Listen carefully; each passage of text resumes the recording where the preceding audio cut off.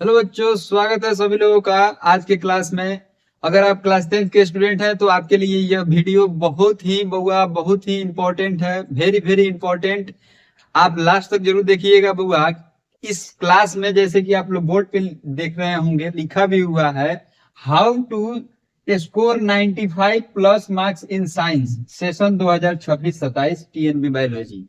आपको आज इस चैनल पे यह बताया जाएगा कि अगर आप क्लास 10th के स्टूडेंट हैं तो साइंस सब्जेक्ट जो होता है उसमें 95 प्लस मार्क्स कैसे लाइएगा। बहुत ही आसान तरीका है बुआ। आज की क्लास में हम एक प्लान बताएंगे, एक प्लान बनवाएंगे। अगर आप लोग बुआ इस प्लान को फॉलो कीजिएगा तो आपका जरूर 95 प्लस मार्क्स आएगा। तो लास्ट तक जरूर देखिएगा बाबू क्लास को, ठीक है। इस वीडियो को लास्ट तक जरूर देखिएगा। एक इंफॉर्मेशन वाला वीडियो है ये, ठीक है ना। स्ट्रेटेजी वीडियो आप लोग बोल सकते हैं इसको। तो चलिए शुरू करते हैं आज का चर्चा। क्या आपको पता है कि आप क्लास 10th के साइंस का जो एनसीईआरटी का बुक होता है उसको एक वही बुक को पढ़ के आप 95% से ज्यादा मार्क्स साइंस में क्या कर सकते हैं, ला सकते हैं। आपको यह बात सुन के आश्चर्य होगा। बहुत सारा लोग बहुत सारा बुक बताता है कि यह बुक पढ़ लो, यह बुक पढ़ लो, लेकिन हम यह बोलते हैं कि अगर आप एनसीईआरटी के बुक को लाइन बाय लाइन पढ़ते हैं तो आपको बुआ 95 प्लस मार्क्स आने से कोई नहीं रोक सकता है। क्योंकि यह बात बुआ आप लोग जानिए, समझिए कि बोर्ड एग्जाम में एनसीईआरटी बुक से ही डायरेक्ट रूप से या इनडायरेक्ट रूप से बुआ क्वेश्चन पूछा जाता है। ये बात आप लोगों को जानकारी होगा। अगर नहीं है तो आज बुआ इस वीडियो को देख के और आप समझ जाइए, ठीक है, कि एनसीईआरटी से कैसे क्वेश्चन पूछा जाता है। जैसे पूछ देता है बुआ एग्जाम में कि फोटोसिंथेसिस जो प्रोसेस होता है प्लांट में उसका जो इक्वेशन होता है उसको लिखिए। तो जब तक आप एनसीईआरटी का बुक नहीं पढ़िएगा, पहले तो एनसीईआरटी के बुक से ही सब कुछ पढ़ाता है, नोट्स भी लिखवाता है तो एनसीईआरटी के बुक से ही लिखवाता है। तो ये चीज एनसीईआरटी में क्लियर रूप से लिखा हुआ है, एक लाइन में लिखा हुआ है। पूरा फोटोसिंथेसिस के बारे में बताया भी गया है, या ऑटोट्रॉपिक न्यूट्रिशन या ऑटोट्रॉपिक न्यूट्रिशन, सारे चीजों के बारे में उसमें बताया गया है। कोई भी चैप्टर का मतलब आप चर्चा करिएगा तो सारे टॉपिक को तो उसमें डील किया गया है। बस यह आपको समझने वाला बात है कि अगर आप वहां से पढ़ लेते हैं तो आपको कोई साइड बुक का जरूरत नहीं है। लेकिन बच्चा लोग सबसे बड़का मिस्टेक क्या करता है, एनसीईआरटी का बुक रहता है तो उसको बोलता है कि तो कुछ में कुछ हो नहीं है, उसी में सब कुछ है, उसमें उसके अलावा कोई और बुक सब उसी से बनता है, ठीक है। सब कोई वहीं पढ़ के वहीं बुक बनाता है, दूसरा बुक, ठीक है ना। सबसे महत्वपूर्ण बात क्या है कि आपको एनसीईआरटी बुक को छोड़ना नहीं है। अब बुआ ध्यान देने वाली दूसरी बात क्या है कि अगर हम जो नोट्स आपको बनवाते हैं उस नोट्स को क्या कीजिएगा, आप लाइन बाय लाइन बनाइएगा और याद कीजिएगा, ठीक है। क्योंकि नोट्स क्या होता है ना कि आप बुक को पढ़ लेते हैं लेकिन उससे शॉर्ट और जो पॉइंट होता है उसको नोट्स में लिखवाया जाता है, ठीक है। और वो काम हम लोग कराते हैं आप लोगों के लिए। तो वो चीज बहुत जरूरी है कि आप वो क्या कीजिएगा, लिखिएगा और उसको लाइन बाय लाइन याद कीजिएगा। फर्स्ट में एनसीईआरटी बुक को पढ़ना है, सेकंड में नोट्स बनाना है, उसको याद करना है, और थर्ड काम क्या होता है, 5 को काम बताएंगे हम। 5 काम कीजिए, आप 95% से ज्यादा मार्क्स साइंस में आने से कोई नहीं रोक सकता है आपको, ठीक है।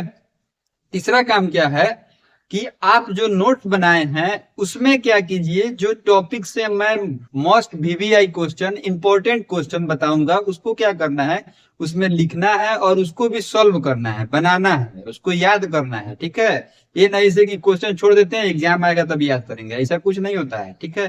क्या कीजिए, क्वेश्चन जब बताया जाए आपको उसी समय उसको क्या कीजिए, रेडी कीजिए आंसर, और उसी समय उसको याद कर लीजिए और उसको रिवीजन में रखते रहिए। ये नहीं कि एक बार याद कर लिए और छोड़ दिए, लास्ट में एक बार फरवरी में जब एग्जाम है जनवरी में याद करेंगे, वैसा कुछ नहीं होता है। उस समय क्रैश कोर्स जो कराया जाता है, मतलब जो एग्जाम पॉइंट ऑफ व्यू से, उसमें भी वही चीज कराया जाता है। जो क्वेश्चन इधर हम लोग बताए रहते हैं वही क्वेश्चन वहां पे जाके फिर से डिस्कस किया जाता है। तो वो काम तो हम लोग करते ही हैं, लेकिन अभी से अगर आप याद करते चलिएगा तो लास्ट में कोई दिक्कत नहीं होगा। अब रहा चौथा बात, क्या, एनसीईआरटी के जो एग्जाम्पलर बुक होते हैं, एग्जाम्पलर एनसीईआरटी एग्जाम्पलर होता है एक, उसको क्या कीजिए बुआ, उसमें जितना क्वेश्चन है सारे को सॉल्व कीजिए, ठीक है। और टेक्स्ट बुक, एनसीईआरटी का जो टेक्स्ट बुक रहता है उसमें एक्सरसाइज का क्वेश्चन तो बनाना ही है, वो तो बहुत इजी रहता है, तो बन ही जाता है। उसके बुक के अंदर बुआ हर पेज में टॉपिक से रिलेटेड क्वेश्चन दिया रहता है, उसको भी क्या कीजिए, सॉल्व कीजिए। चौथा तरीका ये हो गया, एग्जाम्पलर और टेक्स्ट बुक का जो क्वेश्चन है सारे को सॉल्व करा। जितना क्वेश्चन आप बनाइएगा उतना आपके लिए फायदा होगा। क्वेश्चन तो ये आप लोग जानते ही हैं, जैसे मैथ में हम लोग जितना क्वेश्चन बनाते हैं उतना हम लोग क्लियर होता है, सेम वैसे ही है साइंस में। जितना माध्यम से क्वेश्चन को आप पढ़िएगा, जितना माध्यम से आप क्वेश्चन को बनाइएगा, उतना आप लोगों के लिए फायदा होगा। ये बात तो आप लोग जान गए।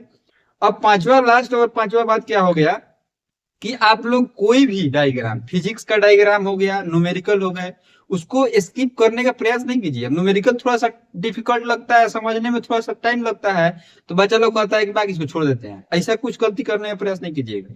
उसको भी क्या कीजिए कि सॉल्व करते रहिए धीरे धीरे। एक बार में नहीं समझ में आता है 5 बार बनाइए, 5 बार में नहीं समझ में 10 बार बनाइए, 10 बार में तो एकदम है कि समझ में आ ही जाएगा। अब केमिस्ट्री का क्या है कि केमिस्ट्री में कोई भी ये रिएक्शन आपको पढ़ाया जाता है या कोई भी चीज याद करने के लिए बुलाया जाता है तो उस समय आप लोग स्किप कर देते हैं।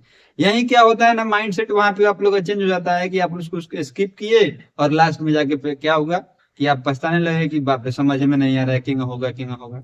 तो उस तरह नहीं होता है। उसको क्या कीजिए, सॉल्व करते रहिए, याद करते रहिए। मेन चीज है साइंस में क्या करना है, याद करना। अब आप याद तो आपको करना है, हम लोग तो याद करते नहीं है। अब याद तो हम लोग पढ़ा देंगे तो आपको याद करना होगा, तो वो आपका काम है। जरूर कीजिएगा बाबू। ये माइंड सेट अभी ही अप्रैल में ही आप सेट कर लीजिए, ठीक है। लास्ट में सब कोई क्या करता है, एक मतलब शॉर्ट वीडियो और एग्जाम पॉइंट ऑफ व्यू से ही बनाता है, ठीक है। तो उसमें तो होता ही है जो होने वाला रहता है, ठीक है। लेकिन अभी से जो बात बता रहे हैं उसको अगर आप कीजिएगा तो लास्ट में कोई परेशानी नहीं होगा। और 95% से ज्यादा मार्क्स साइंस में आएगा, ये मेरा लिखा हुआ देते हैं आप, ठीक है। अब लास्ट बात क्या हो गया समझिएगा कि डायग्राम, बायोलॉजी का जो डायग्राम होता है उसको भी स्किप नहीं करना है। आप लोग हर साल का क्वेश्चन पेपर उठा के देखिए, डायग्राम क्या होते हैं उसमें आते हैं।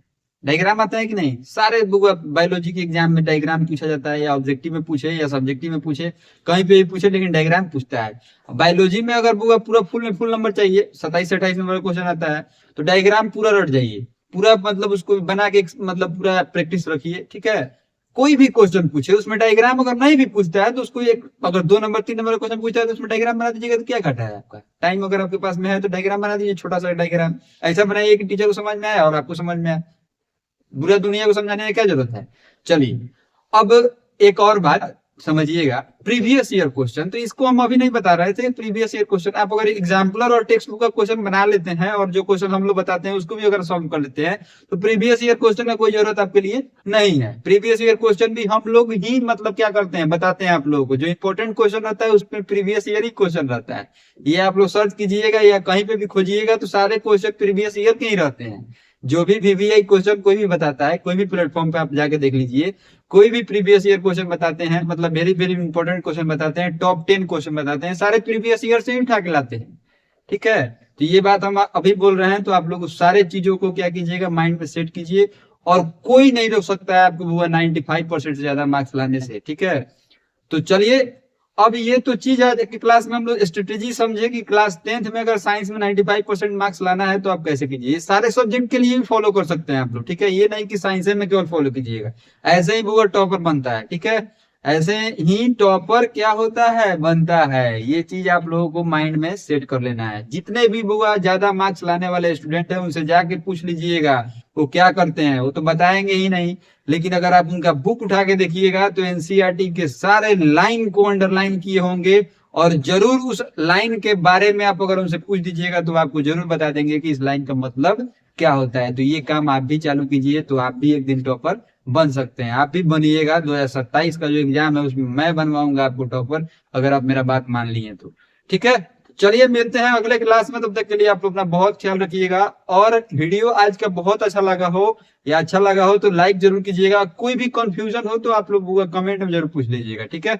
मिलते हैं अगले क्लास में। अगले क्लास से लाइफ प्रोसेस चैप्टर जो बायोलॉजी का है बुआ उसको हम लोग चालू करेंगे, तो आप लोग जरूर आना नहीं भूलिएगा। और डेली शाम के 7 बजे बुआ वीडियो आ जाएगा, ठीक है। तो आप लोग शाम के 7 बजे डेली वीडियो देखिए और एंजॉय कीजिए और नोट्स बनाते चलिए, और जो जो चीज हम बताए हैं उसको आप लोग फॉलो कीजिए। प्लीज आपसे रिक्वेस्ट है, तो आपका 95+ मार्क्स आने से कोई नहीं रोक सकता है, ठीक है। मिलते हैं अगले क्लास में, बाय बाय।